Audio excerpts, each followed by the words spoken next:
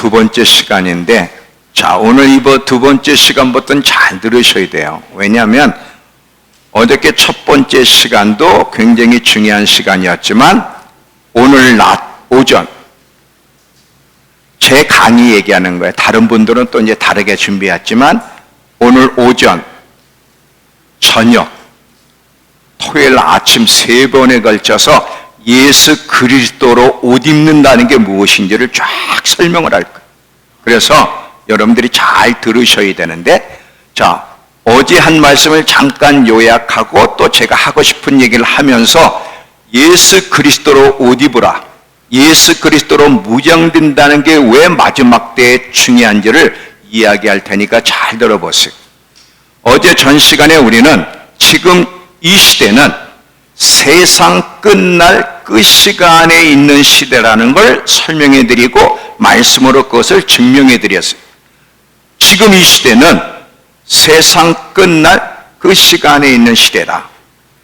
뿐만 아니라 예수님의 재림이 임박한 우리 눈앞에 지금 예수님의 재림을 보는 그런 시대 속에 우리가 살고 있다는 것도 왜 그런지를 말씀으로 쭉 설명을 해드렸어요. 그러면서 마지막 시간에는 준비하며 사는 것이 얼마나 중요한지를, 만약에 준비하며 살지 않을 때는 어떤 불행한 일이 일어나는지를 노아를 통해서, 열처녀 비유를 통해서 이야기했습니다. 여러분, 정말 준비하며 살지 않으면 혼인잔치에 참여할 수 없다는 것을 열처녀 비유를 통해서 이야기했어요. 또 노아를 통해서도 잘 보세요. 노아가 하나님의 말씀을 들었을 때, 여러분 노아 때는요 한 번도 비를 본 적이 없고 홍수를 경험한 적도 없고 배를 본 적이 없는 그 시대, 노아 시대 때는 땅에서 안개가 올라와서 그냥 땅을 적시는 그런 시대지 비를 경험한 시대가 아니에요.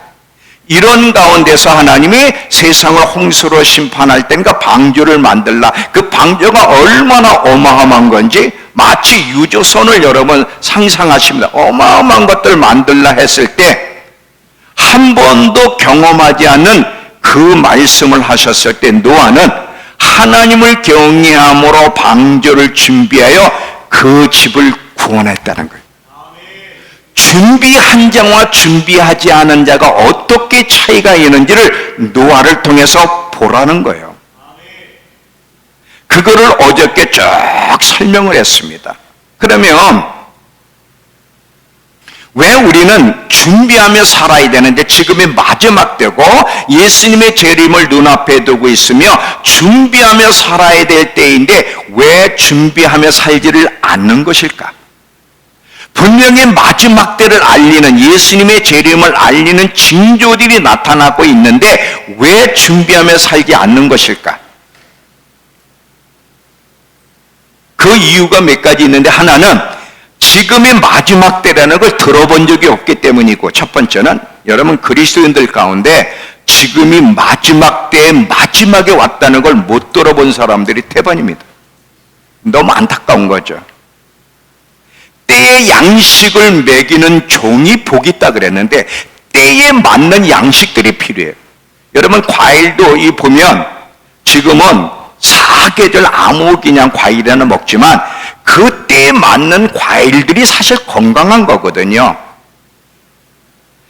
때에 맞는 영의 양식을 줘야 되는데, 만약에 지금이 마지막 때라고 한다면 모든 메시지가 다 중요한데 마지막 때라고 하면 때에 맞는 양식을 줘야 돼. 그게 계시록이에요. 이 요한계시록을 보면 이는 예수 그리스도의 계시라, 하나님이 반드시 속히 일어날 일들을 그 종들에게 알리시려고 그 천사를 통해 그 종을 보내서 천사를 통해 그 종 요한에게 알게 하신 거라는 거예요. 이 예언의 말씀은 읽는 자와 듣는 자와 그 가운데 기록한 것을 지키는 자가 복이 있으니 때가 가까움이라. 이 요한계시록은 마지막 때 있을 메시지예요. 근데 이걸 가르치지도 않고 가르쳐도 이상한 소리들을 해요. 뭐 상징이라고 그러고 막 이상하게 말을 해요. 분명히 예수님은 반드시 속히 일어날 일이라 그랬는데 그래서 지금의 마지막 때라는 걸 들어본 적이 없기 때문에 준비하며 살지 않는 사람도 많고, 두 번째는 지금 그리스도인들 얘기예요. 세상 사람들 얘기하는 게 아닙니다. 영적인 잠에 깊이 빠져 있기 때문에, 세상 술에 취해 있으면 마음이 무뎌지기 때문에 예수님의 재림에 대해서 생각을 안 해요. 여러분, 마지막 때라는 거 다 알고 있는 사람들이 여기 모였는데, 여러분 지금이 마지막 때라는 거를 하루에도 몇 번을 생각해보고 예수님의 재림이 임박했다는 거, 천국에 대한 소망을 얼마나 생각하며 삽니까? 지식으로는 알지만 매일매일 먹고 사는 애 바쁘고 성공에 바쁘고 세상 재미에 바빠서 하나님에 대해서, 예수님의 재림에 대해서, 천국에 대해서 별 생각이 없고 관심이 없습니다. 그게 오늘날 우리의 모습들이에요. 하루에 예수님이 꼭 오신다. 만약 이게 사실이라면 이거보다 더 중요한 일이 어디 있어요? 예수님이 오시기 때문에 내가 정말 잘 준비해야 돼. 곧 주님 앞에 대면할 거야. 이걸 한 번이라도 매일 생각하며 사는 사람이 있습니까? 그리스도인들 가운데. 여러분, 뭐 하며 살아요? 뭐에 관심이 있어요? 뭐에 대한 갈망이 있습니까? 예수에 대해 갈망이 있어요? 돈에 대한 갈망이 있어요? 세상에 대한 성공의 갈망이 있습니까? 무슨 갈망이 있어요?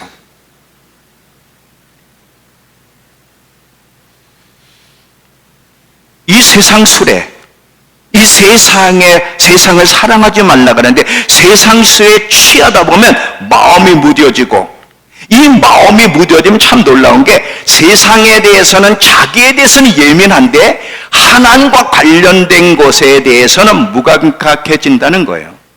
이게 문제예요, 지금. 또 하나는 뭐냐면, 자, 오늘 번영과 안락함에 대한 얘기를 잠깐 얘기하겠는데, 마지막 때 예수님의 재림 전에 나타날 시대상이 노아의 때와 같고 노세 때와 같다 그랬어요. 노아의 때와 노세 때의 특징은 두 가지라 그랬죠. 하나는 번영이고 하나는 동성애와 같은 성적 타락이 노아 때와 노세 때인데, 이때가 돼 예수님이 재림하기 일보 직전에도 시대상이 이럴 거라 그랬고, 이런 가운데 예수님이 이 세상의 심판으로 오신다 그랬어요. 번영, 잘 보세요. 이 번영과 안락함, 편안함이 지금 우상숭배가 되어 있는데, 그리스도인들 가운데 번영과 안락함, 편안함을 싫어하는 사람은 아무도 없습니다. 돈 많이 벌고 편안하고 안락하고 세상의 즐거움을 누리면서 신앙생활 하려고 그러고, 그러는 가운데서 주의 사역을 하려고 그러는데, 이거는요 참 어리석은 겁니다. 잘 들어봐요. 죄는 아니에요. 번영과 안락함이라는 것, 돈 많이 벌고 평안하고 안락함, 세상의 것을 누리는 것들이 죄는 아닌데, 근데 한번 생각해 보자 이거지. 왜냐하면 이런 것들이 중심이 돼서 이런 삶을 추구하다 보면 육신적으로는 편하지만 영적으로 마음이 둔해지고 하나님을 향한 열정과 갈망이 식어지면서 영적으로 서서히 병들어 죽어간다는 게 문제예요. 여러분, 개구리 죽이는 방법에 대해서 한번 들어본 적 있습니까? 자, 보세요. 개구리를 죽일 때 뭐 다양한 방법이 있겠지만, 개구리를 솥 같은 데다 이렇게 놓아요. 놓아서 살살 달구는 거야. 못 느낄 정도로 약간씩 살살 따뜻하게 하면 개구리가 자기를 죽이려고 달군다는 걸 몰라. 그냥 따뜻해. 그러면서 계속해서 달구면 그 속에서 결국은 개구리가 죽습니다. 세상의 편안함과 안락함이라는 게 그게 뭐가 잘못됐는가 하지만, 만약에 예수님에 대한 갈망과 목마름과 열정이 없다면 그건 병들었다는 증거예요. 오늘 이 예수로 옷 입는 게 무엇인지를 이야기할 때니까 잘 들어보세요, 여러분. 얼마나 많은 그리스도인들이 세상에서의 성공, 안락함, 번영, 편안함, 이런 것들의 마음에 빼앗기면서 영적으로 서서히 열정과 갈망이 식어지고 죽어가는지, 여러분 그것을 생각해야 돼요. 예수님이 뭐라고 말씀하셨냐면 좁은 문으로 들어가기를 힘쓰라. 내가 너희에게 말하느니 들어가기를 구하여도 못 들어간다, 못 들어가리라가 누가복음 13장 24절이고 마태복음 7장 13절 14절에서는 좁은 문으로 들어가라. 멸망으로 인도하는 문은 크고 길이 넓어 그리로 들어가는 자가 많지 않고 생명으로 인도하는 문은 좁고 협착하여 협착한데 그 길로 들어가는 자가 적다 그랬어요. 여러분, 좁은 문으로 들어가라는 말이 무슨 뜻이에요? 예수님은 편안함과 안락함이 죄라고 말씀하신 적이 없어요. 돈을 많이 버는 게 죄라고 말씀하신 적이 없어요. 근데 예수님은 좁은 문으로 들어가라. 좁은 문으로.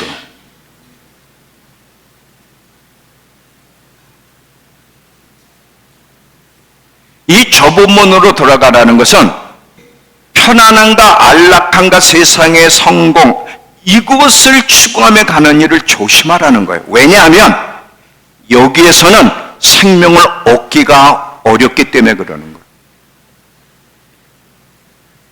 여러분, 그리스도인들 가운데 돈 많이 벌고 싶지 않은 사람 어디 있어요? 일단 돈이 있으면 뭐든지 할 수 있잖아요. 뭐든지 편안하게 누릴 수 있으니까 어떻게 해서든 돈을 많이 벌고 성공하려고. 그리스도인들과 아무 문제가 없는 게 좋은 것 같습니까? 제가 이제 나이가 70이 다 됐잖아요. 제 인생 여정을 돌아보면서 이 편안함이 좋지만 얼마나 영적 생활에 위험한지를 저는 배웠어요.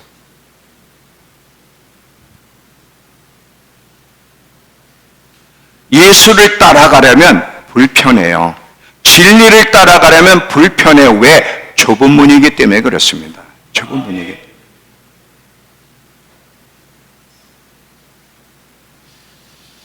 너무 불편하니까 좁은 문으로 들어가기를 원하지 않는 거야.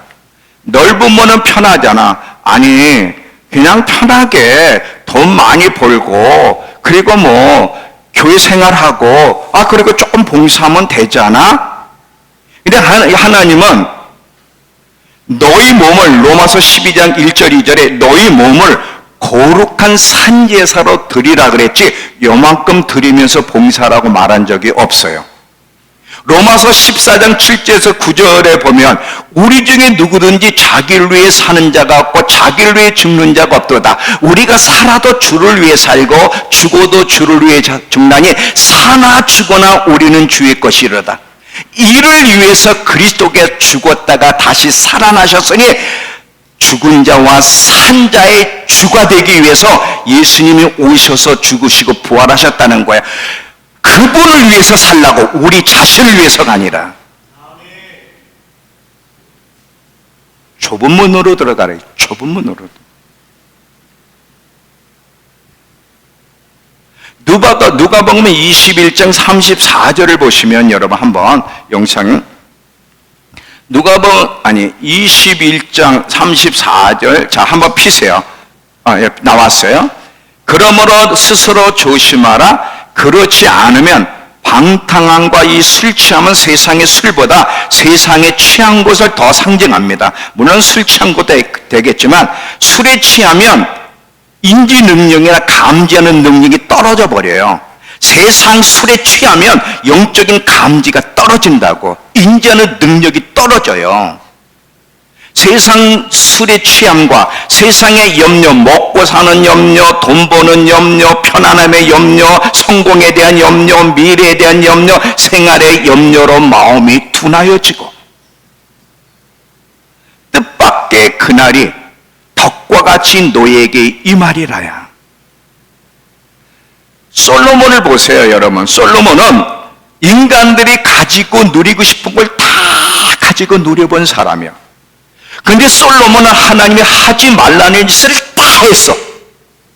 신명기 16장 17장에 보면 왕들에게 명령한 것이 있어요. 왕들은 여인들을 많이 두지 말고 말들을 많이 두지 말고 재물을 많이 두지 말라 그랬어. 근데 그 세 가지를 다 했어. 여인이 1000명이야. 1년 세입금이 여러분 1년에 세입금, 세입금 걷어들인 게 666이야. 666. 666. 이거 어디서 많이 듣던 숫자잖아, 이거. 666. 기가 막히잖아요. 세입금이 555도 아니고, 444도 아니고, 321도 아니고, 666. 이게 다 메시지가 있는 거예요. 말들을 살려고 애굽에서 얼마나 말들을 많이 구입해 왔습니까? 자, 이렇게 번영과 성공과 세상의 향락 속에 살았던 솔로몬이 어떻게 됐어요? 인생 말년에 실패자로 끝났습니다. 물론 천국은 갔죠.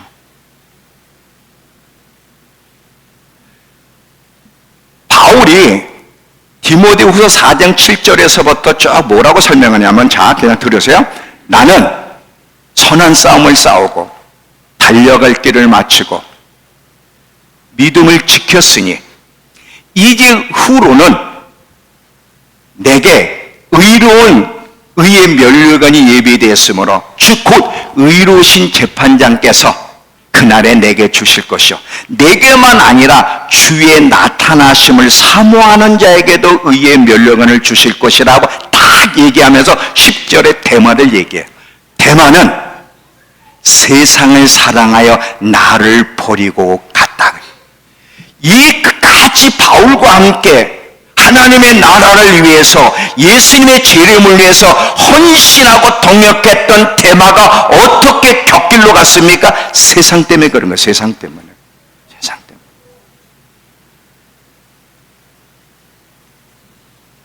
그래서 아주 조심해야 됩니다. 번영, 안락함, 편안함 다 좋죠.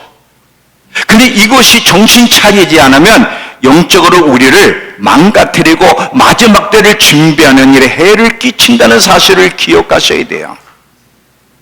여러분, 노아를 잘 보면 그 당시 노아의 시대에 먹고 마시고 시집가고 장가가는 완전히 세상에서의 번영과 재미와 안락함 속에 사람들이 살아갈 때 노아는 세상과 구별해서 세상과 동행하고 세상의 흐름을 따라간 것이 아니라 거기서 나와서 세상 속에 있지만 세상의 흐름을 따라간 것이 아니라 세상에서 나와서 120년 동안 방주를 만들며 주님의 음성에 귀를 기울이고 주님과 함께 동행한 사람이 노아예요. 마지막 때 우리가 어떤 정신으로 살아야 되는가? 이 노아 같은 정신으로 살아야 되는 거예요. 120년 동안 계속 세상 사람들이 번영과 안락함을 누리고 막 세상 재미에 빠져 세상 재미와 사랑에 빠져 있을 때도 노아는 그런 흐름에 따라가지 않고 하나님 앞에서 하나님과 동행하며 하나님의 약속을 붙잡고 끝까지 방주를 만들면서 심판의 때를 준비한 것처럼 우리도 그렇게 살아야 된다는 거지. 이게 좁은 문으로 들어가는 거예요.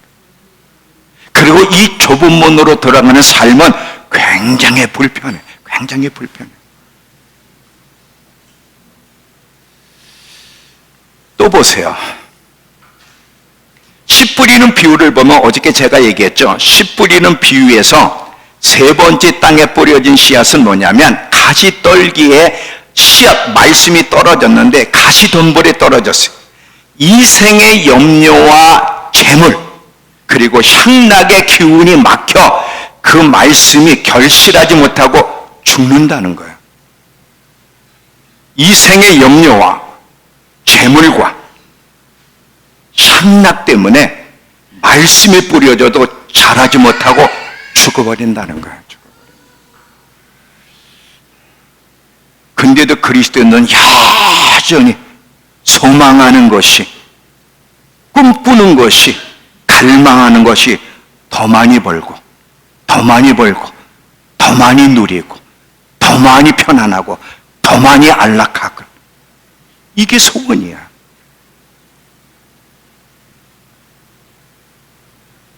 왜 지금 마지막 때가 됐는데, 그리고 예수님의 재림이 눈앞에 있는데도 왜 그 부분에 대해서는 무감각하고 관심이 없을까요? 번영과 안락함에 대해서 한번 생각을 해보세요.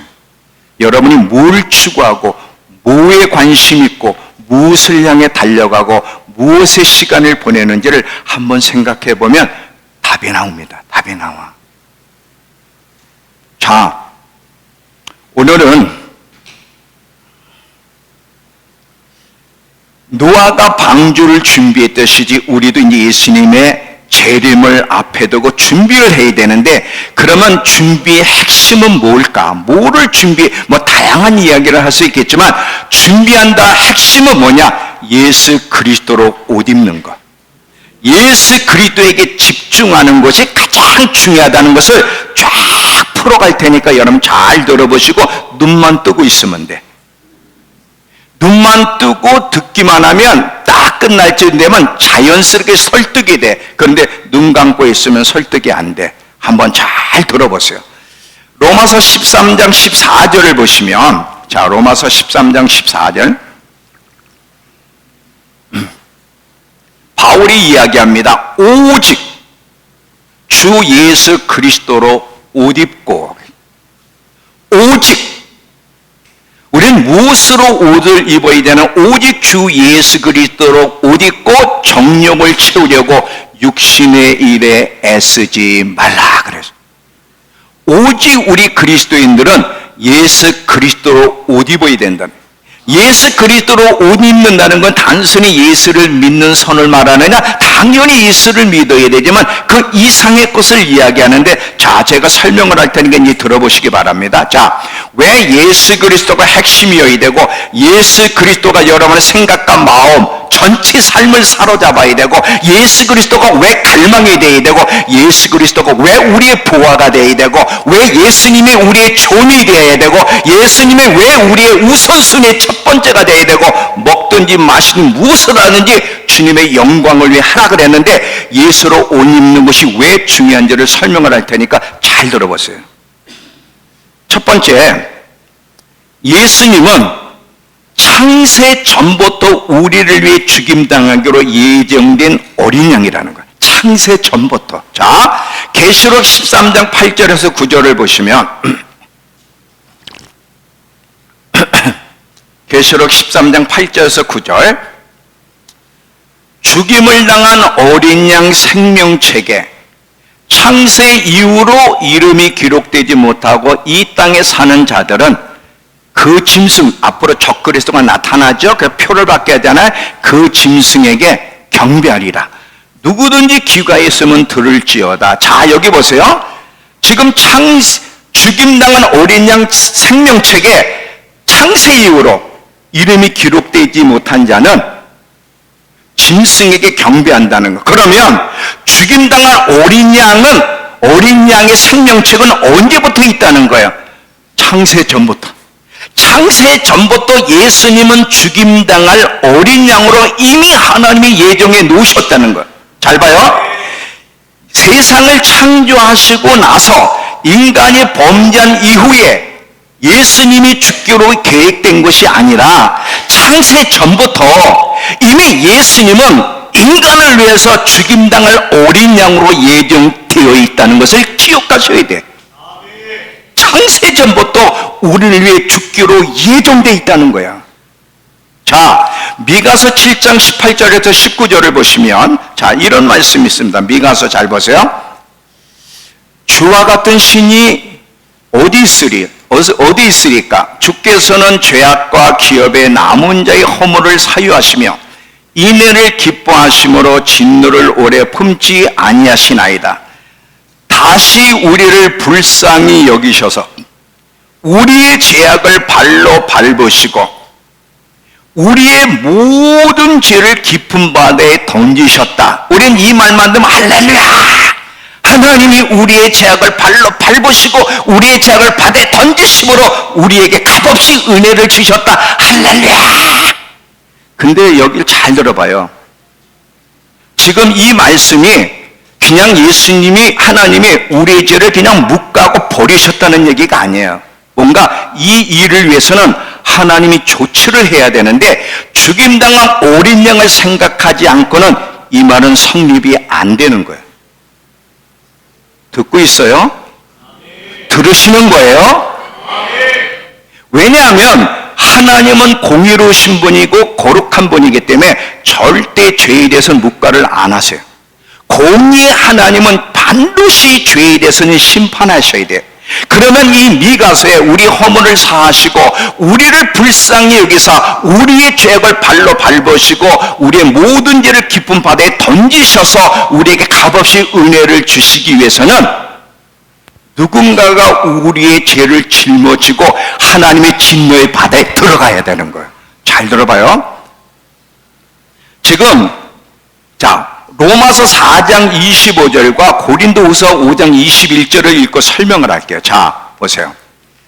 예수는 우리가 범죄한 것 때문에 내어줌이 됐어요.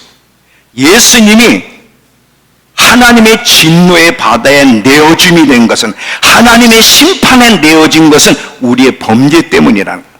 또한 우리를 의롭다 하기 위해서 살아나셨느니라. 고린도후서 5장 21절. 하나님께서 죄를 알지 못한 그분을 우리를 위하여 죄가 되게 하신 것은 우리가 그분 안에서 하나님의 의가 되게 하려 하심이라. 잘 들어봐요. 너무 놀라운 일을 지금 말씀을 하세요. 죄가 없어진 그분이 우리 때문에 죄가 되신 거예요. 우리 때문에 죄인 되시고, 그냥 우리를 구원하시기 위해서 하나님의 그 진노에 밟히고 진노의 바다에 던져졌기 때문에, 죽임당한 어린 양의 그 진노, 심판이 있었기 때문에 미가서의 말씀이 성립이 되는 거지, 죽임당한 어린 양이 없으면 이것은 말이 안 되는 거예요. 말이 안 되는 거예요. 그러면 잘 보세요. 창세 전부터 내가 누군데, 내가 지옥 간들 하나님 앞에 무슨 소용이 있어요? 아무 유익이 없어. 우리 마땅히 지옥 가야 될 인간들인데, 그런데 나 하나가 뭐가 소중하기에 내가 하나님 앞에 진노를 받아야 돼. 그분의 진노의 바다에 던져져서 심판을 받아야 되는데, 나 하나 살리기 위해서 창세전부터 하나님의 아들이 죽임당하기로 예정되어서 그분이 하나님의 진노의 바다에 던져짐으로 우리를 구원하셨다. 이게 정말 사실이고 옳은 진리라면, 이게 믿어진다면, 이것이 마음에 와닿는다면 어떻게 살아야 되고, 누가 중심이 돼야 돼? 돈이 중심이 돼야 돼? 세상이 중심이 돼야 돼? 안락함이 중심이 돼야 돼? 뭐가 중심이 돼야 돼? 예수 그리스도, 예수 그리스도, 예수 그리스도. 그분의 무엇이 더 관심이 있고, 그분의 어디에 집중을 해야 되고, 그분이 우리 갈망해야 되지 않고 무엇이 갈망해야 돼야 됩니까? 한번 생각해 보세요. 한번 생각해 보세요.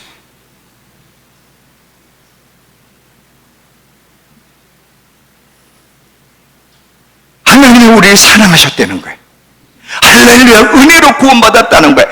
이 어떤 사랑과 은혜로 구원받았는지 이미 예수 그리스도가 창세전부터 우리를 위해 죽임당하기로, 하나님의 진노를 받기로, 하나님 앞에 짓밟히기로, 하나님 앞에 심판받기로 예정되어 있었다는 걸 깊이 깨달으면 사람 미쳐버립니다. 미쳐버리게 돼 있어요.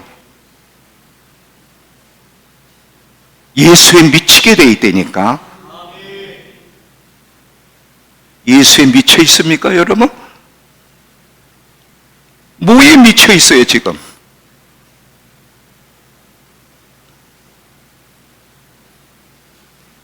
어저께 하나님이 12시에 저를 깨우셔서 한잠도 못 자게 하셨어요. 계속 이것을 묵상하고 설득시키기 위해서 계속.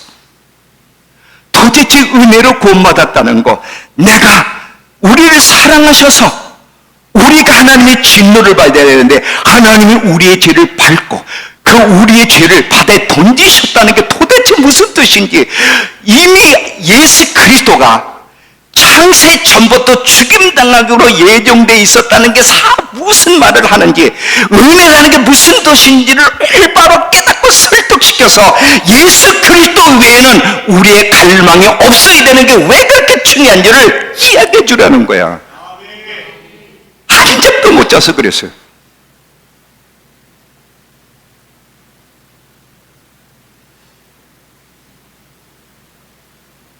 잘 들어봐요. 그냥 우리는 뭐 교리 믿게 가지고 우린 죄인입니다.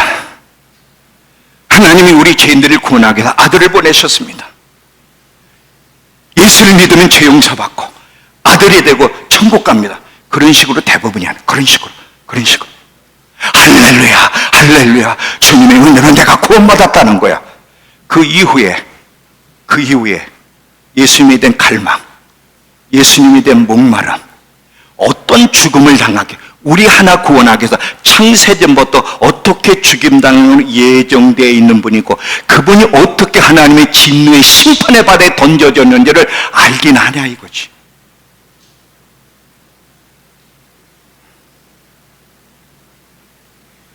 예수님을 가까이 하고 우리의 생각과 마음에 그분께 집중하는 것보다 무엇을 더 가까이 하고 무엇을 집중해야 돼요? 무엇이 나의 보화가 되어야 돼요? 예수님이 나의 보화가 되어야 돼요? 돈이 나의 보화가 되어야 돼요? 무엇이 나의 보화가 되어야 되죠? 무엇이? 예수님의 보화가 되지 않아도 내가 믿음으로 고백했으니까 이런 감정이 없어도 할렐루야 천국 가게 됩니까? 정말이에요? 이런 감정과 애정 없이 단순히 지식적인 고백을 했으니까 천국 갑니까 정말?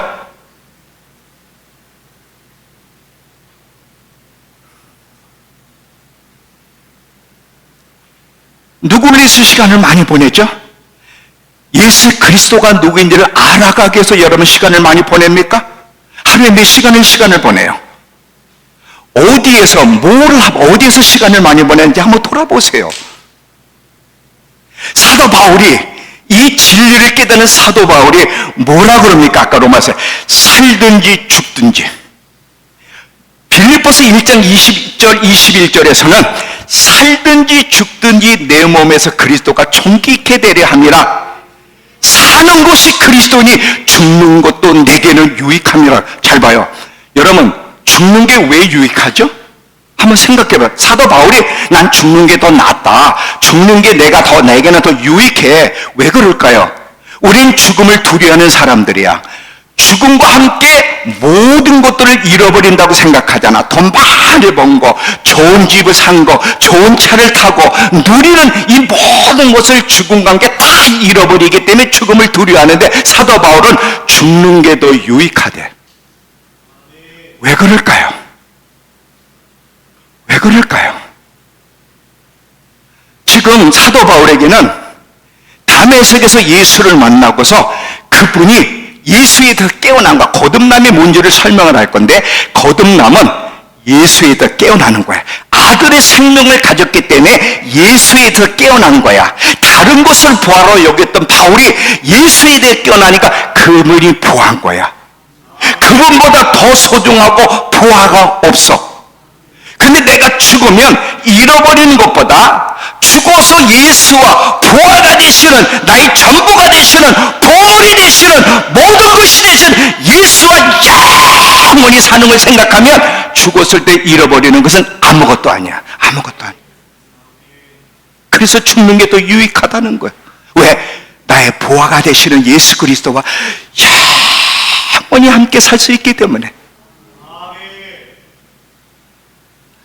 이런 사람 만들려고 우리를 거듭나게 하시고 구원시킨 거지, 다른 게 아니에요. 여러분, 이런 사람 만들려고 새 생명을 주시고 아들의 생명을 주시고 거듭나게 하시고 새로운 피조물이 된 거지, 단순히 죄 용서해 주시고 천국 가게 하고 여전히 다른 것을 보아로, 자기와 세상의 것을 보아로 자신을 위해 살게 하려고 이런 사람 만들려고 우리를 거듭나게 하신 것이 아니에요.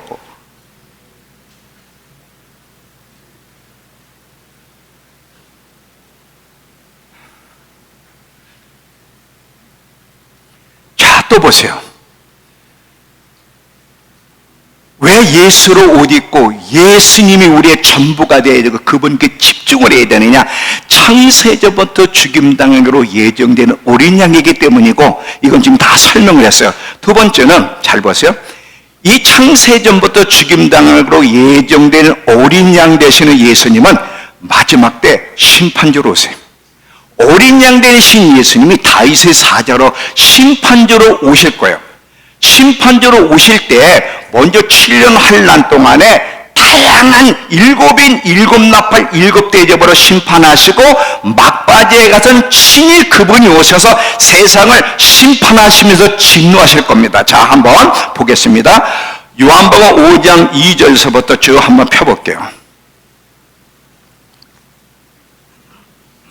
아버지께서 아무도 심판하지 아니하시고 심판을 다 아들에게 맡기셨으니 이는 모든 사람으로 아버지를 공경한 것처럼 아들을 공경하게 하려 함이라. 데살로니가 후서 1장 7절에 8절, 예수께서 자기의 능력의 천사들과 함께 하늘로부터 불꽃 가운데 나타나실 때에 하나님을 모르는 자들과 우리 주 예수의 복음에 복종하지 않는 자들을 형벌을 내리리니 진노 심판하시리니. 계시록 6장에 땅의 임금들과 왕족들과 장군들과 부자들과 강한 자들과 모든 종과 자유인들이 굴과 산들 바위 틈에 서서 산들과 바위에게 말하되 우리 위에 떨어져 보좌에 앉으시니 얼굴에서와 그 어린 양 진노에서, 어린 양도 진노하신다는 거예요. 어린 양 진노에서 우리를 가리라. 그들 진노의 큰 날이 이르렀으니 누가 능히 서리요. 잘 봐요. 마지막 때는 예수님이 심판주로 오셔서 주님의 뜻을 거스리고 복음을 받아들이지 않고 땅을 더럽게 한 모든 사람과 모든 시스템을 다 심판하고 진노하실 건데, 여기서 질문이에요. 그러면 이런 상황 속에서도 자비는 없는가? 은혜는 없는가? 다 진노를 받아야 되는가? 잘 보세요.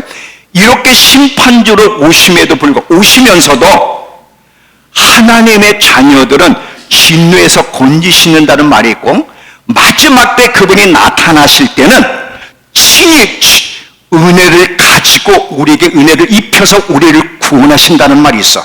자, 한번 보겠습니다. 데살로니가 전서 1장 10절 먼저, 죽은 자들 가운데 다시 살리신 그의 아들이 하늘로부터 강림하실 것을 너희가 어떻게 기다리는지를 말하나니 이는 장래에 노하심에서 세상을 진노하실 때 그 노하심에서 우리를 건지시는 예수라. 베드로전서 1장 13절에 그러므로 너희 마음의 허리를 동이고 근신하여 예수 그리스도께서 나타나실 때, 다시 오실 때에 너희에게 가져다 주실 은혜를 온전히 바라라. 예수님이 세상을 심판하러 오시는 가운데도 우리에게 천사를 통해서도 아니고 우리에게 직접 은혜를 가져다 은혜를 가지고 오셔서 은혜를 힘있게 하시고 진노에서 우리를 건지시기 위해서 오신다는 거예요. 그렇다면 이 말이 사실이라면 우리는 누구에게 집중하고 누구를 향한 갈망과 누구를 사모하고 누구를 기다려야 되죠? 처음서부터 우리는 하나님과 관계를 맺을 수 없어. 하나님께 나갈 수가 없어. 구원받을 수가 없는 존재. 근데 값없이 어린 양 되시는 예수 그리스도께서 창세전부터 우리를 구원하기로 이미 하나님께 내어준 바 되어서 은혜로 구원받았어. 은혜로 구원받은 자들이 매일매일 살 때에도 하나님의 은혜가 필요한 사람이야. 한순간도 은혜가 없이는 안 돼. 생각을 봐도 말을 하고 행동을 봐도 개통물이야. 하나님의 은혜가 매일매일 필요하고 마지막까지 하나님의 은혜를 가져다 주시지 않는다면 누가 그분 앞에 서겠습니까? 근데 마지막 때도 세상을 심판하는 때에도 하나님은 그 진노에서 건지시기 위해서 친히 은혜를 가져다 줘서 은혜를 덧입혀 주신다고 하시니 무엇을 갈망해야 되고, 어디에 관심을 가져야 되고, 누구에게 집중을 해야 되고, 누구를 위해 살아야 됩니까, 여러분?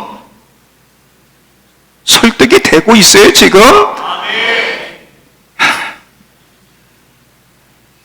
그리스도로 옷 입나는 게 이거야. 여러분, 그리스도 옷 입나는 게 그냥 예수 믿습니다. 아, 할렐루야, 천국 갔네. 그러고 딴 생각하고 딴 걸 보아라 여기고 딴 거에 마음을 고 딴 것을 옷 입고 사는, 이게 예수의 옷 입는 게 아니에요, 이거는. 이런 사람 주님 못 만나. 안 되는 거예요, 이거는. 예수 그리스도로 옷 입고 무장돼야 되는 거야. 근데 왜 예수 그리스도 옷 입고 무장돼야 돼? 왜? 예수님이 어떤 분이신지를 보라는 거지.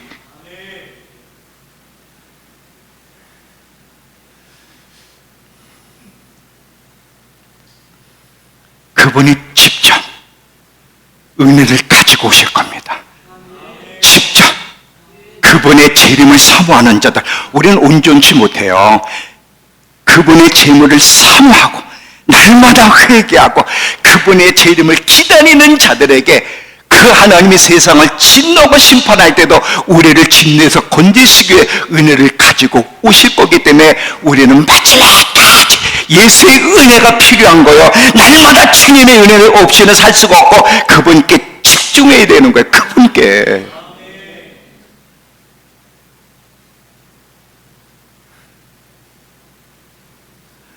어렵지 않죠, 내용? 저 이렇게 설교해 본 적이 없어요. 이렇게 설교해 본 적이 없어요. 제가 이번에 설교 준비하면서 저도 놀랬다니까요. 왜냐하면 쪼가리는 얘기했지만 이렇게 합축해서 예수 그리스도로 옷 입는다는 게 무엇인지를 하나님이 보여주시는, 제가 너무 놀랬고 흥분이 됐어요. 예수 그리스도로 옷 입으라는 게 무슨 말인가? 단순히 예수를 믿으라는 얘기인가? 매일 삶을 살 때 옷은 항상 옷 입고 매일 생활을 해야 돼. 먹든지 마시든 무엇을 하든지 어디 가든지 예수 그리스도 옷을 입고 그분께 영광을 돌리는 삶을 살아야 되는 거야. 영광을 돌리는 삶을.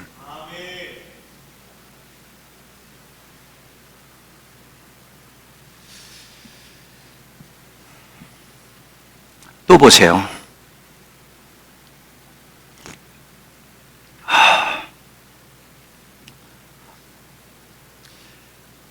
예수님은 창세전부터 죽임당하기로 예정되는 어린 양이시며 마지막에는 세상을 심판으로 오신 심판주가 되신과 동시에 또한 그분은 신랑으로서 준비된 신부와 혼인식을 하게, 결혼식을 하기 위해서 오시는 신랑 되시는 예수님이에요. 자, 계시록 19장 7절에서 8절을 보시면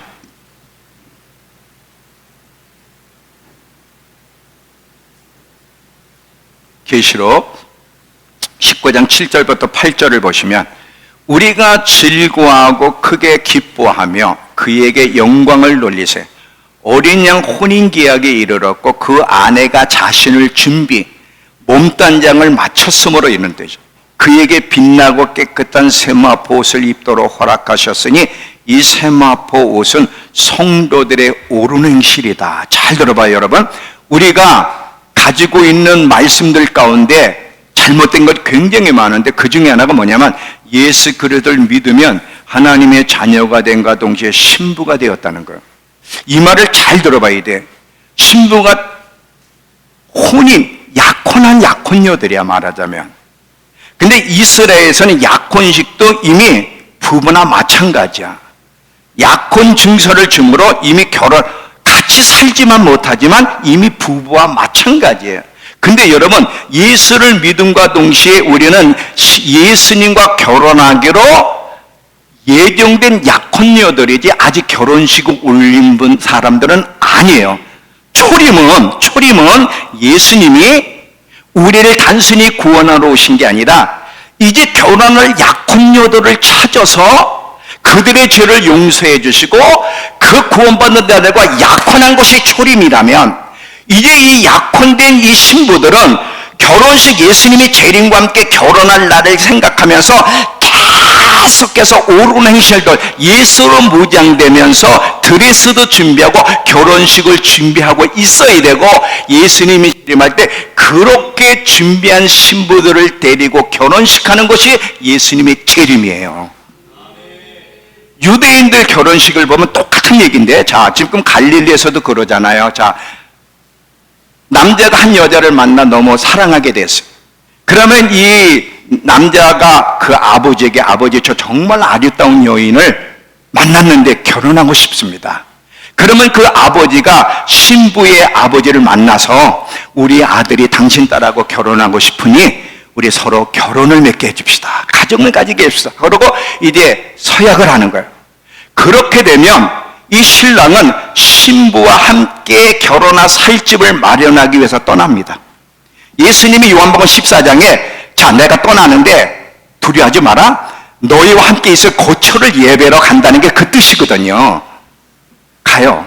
신랑이 신부와 함께 살 집을 마련하게 돈을 마련해 가요.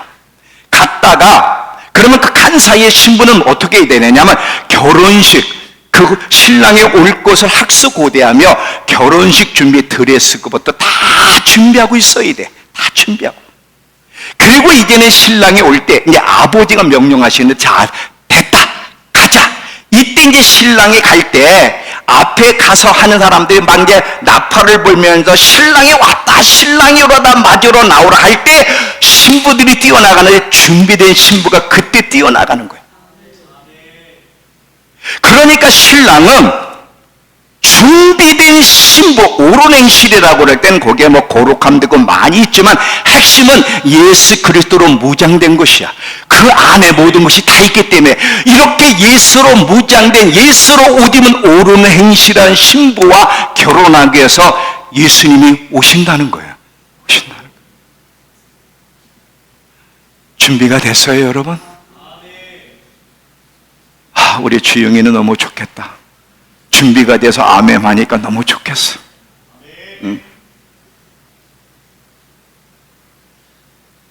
준비가 됐습니까? 드레스 준비하셨어요? 그 드레스가 뭐예요? 예수 그리스도야. 예수 그리스도.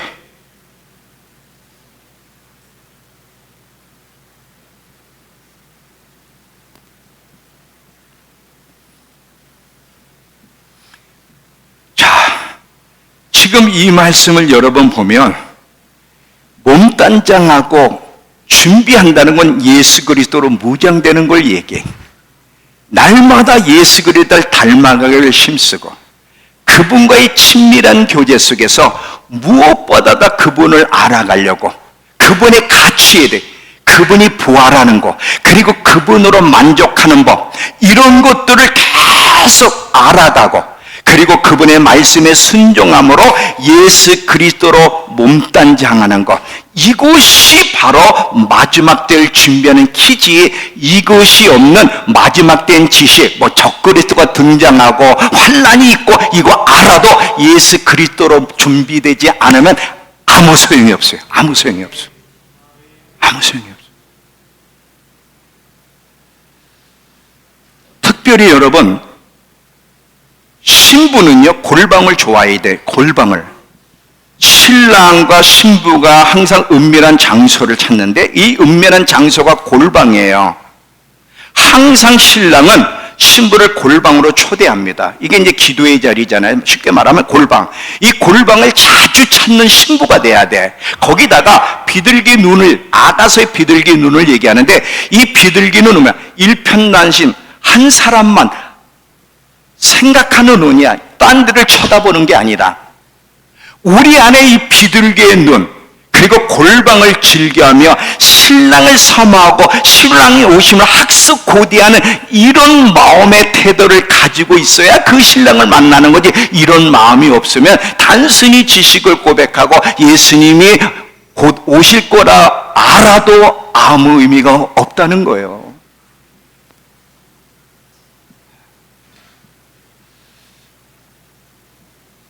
여러분,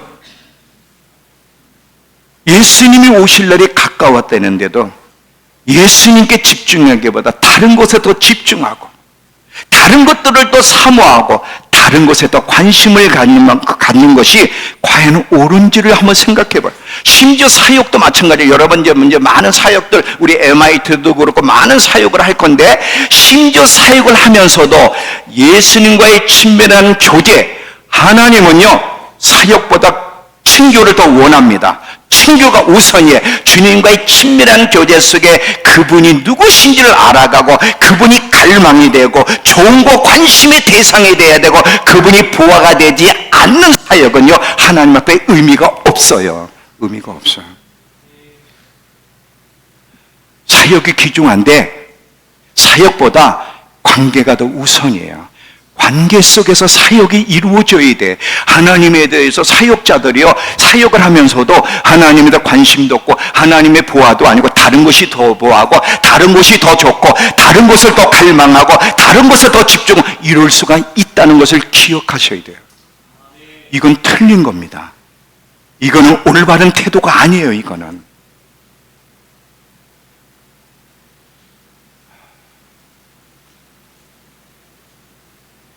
진리가 뭔지, 좁은 문으로 들어가라고 하신 말씀이 무슨 뜻인지, 창세전부터 예수님이 죽임당하기로 예정된 어린 양이라는 것, 그리고 심판자로 오실 때도 은혜를 가져다 주신 말이 무슨 뜻인지, 우리는 누구를 사모하고 누구에게 집중하고 누구를 기다리며 누구를 위해서 준비해야 되는지를 알아야 되는데, 엉뚱한 데 관심을 가지고 있고, 엉뚱한 걸 갈망하고, 그냥 교회 와서 봉사만 하면 되는 거예요. 그냥 봉사만 하면 되는 거예요. 다 귀하죠, 봉사하는 것이. 그러나 주님께서는 그 이상으로 살아도 주를 위해 살고, 죽어도 주를 위해 죽고, 사나 죽거나 그리스도가 존귀케 되고, 죽는 것도 내게 유익하다고 고백할 수 있는 이런 그리스도인이 되기를 원하시는 거거든요.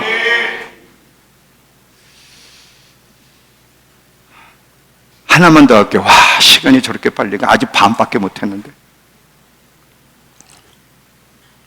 이해는 되시죠, 여러분? 더 원하시는 분은 저한테 카톡 문자 주면 제가 원고를 보내드릴게요. 원고를. 지금 반밖에 못했어요.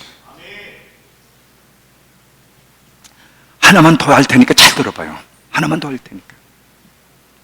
거듭난다는 게 무슨 뜻인지 얘기하고 이제 마무리할 테니까. 거듭난다. 우린 거듭난다 그러면은 내가 죄인인 것을 깨닫고 회개하여 예수 그리스도를 구세주로 구주로 영접하면 그분의 십자가 구속의 은혜로 내가 의인이 되고 의롭게 된다. 거듭남 맞죠? 그런데 여러분 잘 보세요. 하나님이 우리를 거듭나게 할 때는 아들의 생명이 우리에게 주어집니다.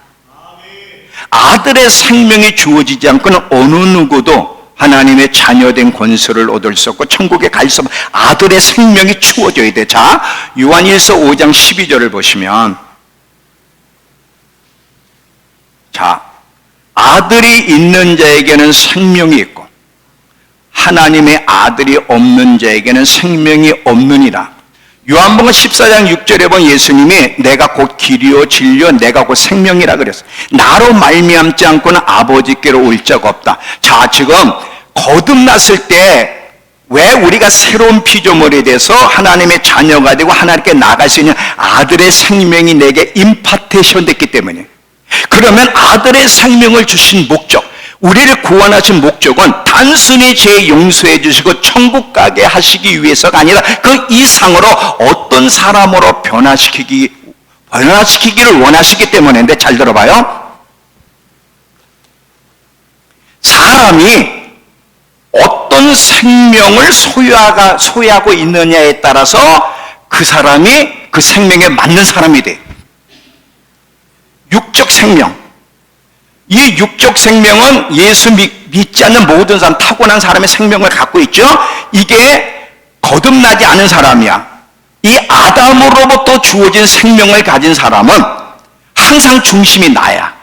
내가 잘 돼야 되고, 내가 성공해야 되고, 내가 편안해야 되고, 내가 인정받고, 내가 안락해야 돼. 모든 관심이 나고 부하가 세상이야. 그리고 그 세상의 것들을 얻을 때 좋아하고 기뻐하고 곳을 갈망하고 거기 시간을 보내. 이게 아담의 생명을 가진 사람들의 특징이에요. 여기서 못 벗어나. 그런데 아들의 생명, 예수의 생명이 들어오면 완전히 바뀌어. 새로운 생명이 들어왔기 때문에 조음과 관심과 보아와 우선순위와 삶의 이유와 목적이 완전히 바뀌어버려. 예수 그리스도가 중심이 되고 사나 죽거나 예수 그리스도가 되고 예수 그리스도가 보아가 되고 예수 그리스도가 갈망이 되고 예수 그리스도가 관심이 되고 예수 그리스도로 옷 입게 되는 거예요. 아들의 생명을 가져야만. 그러니까 우리를 거듭나게 해서 아들의 생명을 주신 거는 단순히 죄 용서해 주시고 천국 가게 하기만을 위해서가 아니라 사람을 바꾸기 위해서요. 여러분 잘 봐요. 아들의 생명이 들어오지 않으면 예수님에 대해 깨어나질 못해. 그분의 가치를 모르게 돼 있어요. 사도 바울이 다메섹에서 예수님을 만나기 전까지는 예수가 몰랐어요. 예수에 대한 가치. 오직 자기를 위해서 살았어요. 그런데 다메섹에서 예수를 만나고서 예수님에 대해 깨어나기 시작합니다. 예수에 대해 깨어나니까 모든 삶의 목적과 삶의 방식이 다 달라져. 그래서 바울이 고백하는 것이 누구든지 자기를 위해 사는 자가 없고 자기를 위해 죽는 자가 없다고 고백하면서 사나 죽으나 내 몸에서 그리스도가 존귀 되기를 원한다고. 그리고 빌립보 3장 7절에 보면 예수 그를 아는 것, 그것이 내 유일한 소망이요 그 아는 것을 방해하는 것은 어떤 것이든 배설물을 여긴다고 말씀하고 있고, 그러면 죽는 것도 내게 유익하니 왜? 보아 되시는 예수님과 영원히 살 수 있기 때문에. 이게 아들의 생명을 주신 이유고, 아들의 생명을 주신 이유는 이런 사람을 바꾸기 위해서예요. 이런 사람 만들기 위해서. 이게 거듭난다는 뜻이에요. 이게 거듭난다는. 여러분 예수 믿고 이런 변화가 있습니까? 이런 변화가 일어나고 있어요? 예수님이 보아세요? 예수님이 여러분의 갈망이 되십니까? 온통 예수에 대해, 예수 외에는 관심이 없는 사람입니까? 한번 생각해 보세요. 여러분은 어떤 사람인가? 진짜 거듭난 아들의 생명이 주어진 사람인지. 왜 아들의 생명을 주셔서 우리로 새 사람 거듭나게 하셨을까? 새로운 사람을 만들기 위해서 예수에 대해서. 잘 봐요. 하나님 아버지에게는 우리 모두를 사랑하지만, 자 마무리할게요. 하나님 아버지의 생각과 마음속에는 그 아들밖에 없어요. 그 아들을 통해 세상을 창조하셨고, 그 아들을 통해 세상을 유지하고 계시며, 그 아들에게 심판을 맡겨서 세상을 심판하게 하시고, 그 아들을 통해 세상을 구원하시며, 그 아들이 다시 와서 이 세상을 하나님의 생각과 마음속에는 그 아들밖에 없어요. 그 아들을 위해서 모든 걸 하시는 거예요. 그렇다면 우리의 생각과 마음에 무엇이 장악해야 될까? 예수 그리스도. 예수 그리스도. 예수 그리스도로 옷 입는 사람 되게 하기 위해서 우리를 거듭나고 구원시켜 주셨다는 거예요. 이게 예수 그리스도로 옷 입으라는 얘기지, 단순히 예수 믿는다 고백하고 딴 걸 보아로 딴 것에 관심을 갖고 딴 걸 위해 사는 사람 되게 하실, 이게 예수님의 옷을 입었다는 뜻이 아니라는 거예요. 얼마나 더 설득해야 되지? 지금 반밖에 얘기를 못했어. 더 많이 설득을 해야 되는데. 마음을 다하고 뜻을 다하고 힘을 다하여 주 너희 하나님을 사랑하래. 그냥 너희 하나님을 사랑하라는 게 아니라 마음을 다하고 뜻을 다하고 힘을 다하고 생각을 다해서 주 하나님 너희를 사랑하라는, 이건 무슨 뜻일까? 이건 다음 내년에 오시면 알려드릴게요. 내년에 오시면. 에베소 교회를 보면, 요한계시록의 에베소를 보면 정말 반듯해. 악한 자를 용납지 않은 거고, 자칭 사도라되 아닌 자들 시험하여 물리친 거고, 네가 내 이름에 견디고 게으르지 않은 건 아노라. 아는데도 하나님이, 근데 네가 중요한 걸 너 잃어버려서 처음 사랑을 잃어버렸구나. 처음 사랑, 어디서 떨어진 일을 생각하고 지켜 회개하라. 처음 사랑을 회복하지 않으면 촛대를 옮겨버리겠다는 거예요. 사역보다 더 중요한 것은 관계예요. 관계.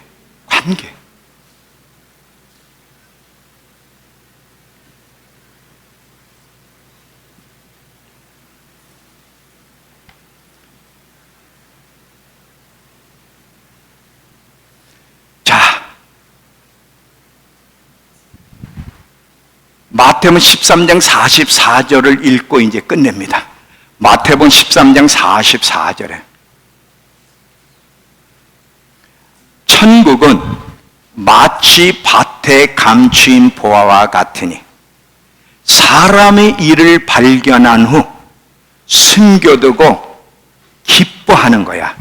기뻐하며 돌아가 자기의 소유를 다 팔아 그 밭을 산다는 거야. 자, 천국은 여러 가지로 해석할 수 있지만 예수 그리스도야. 천국은 마치 밭에 감춘 보화를 발견한 것과 예수 그리스도가 부활하는 걸 발견한 거지. 이걸 발견하게 되면 사람이 너무 기뻐서 부활을 발견한 기쁨 때문에 자기 소유를 다 팔아 그 밭을 사는데 아까워하지 않는다는 거. 아까워하지 않는다는 거. 여러분, 예수 그리스도가 여러분에게 그런 부활가 되세요.